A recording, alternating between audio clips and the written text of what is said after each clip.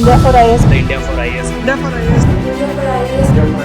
India for IAS. India for IAS. India for IAS. So India for IAS ಅಲ್ಲಿ coaching ತಗೋತಾ ಇದ್ದೀನಿ KS ಗೆ prelims come mains batch.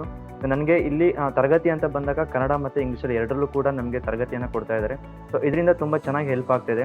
ಯಾಕಂತಂದರೆ ನಮಗೆ English ಬಗ್ಗೆ ಅಷ್ಟೊಂದು ನಾಲೆಡ್ಜ್ ಇಲ್ಲ. ನಾವು ಕನ್ನಡ ಮೀಡಿಯಮಲ್ಲಿ ಓದಿರೋದ್ರಿಂದ ಸೊ ನಮಗೆ ಬೋತ್ ಎರಡರಲ್ಲೂ ಮಾಡೋದ್ರಿಂದ ನಮಗೆ ನಾಲೆಡ್ಜ್ ಚೆನ್ನಾಗಿ ಗೈನ್ ಆಗ್ತಾ ಇದೆ.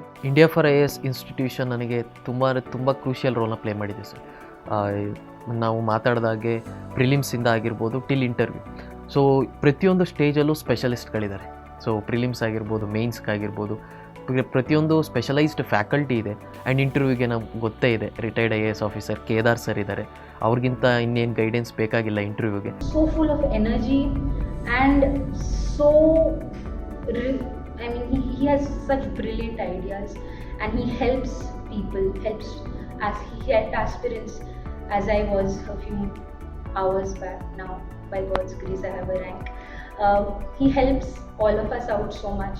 Online mentorship and also the online classes is very effective here.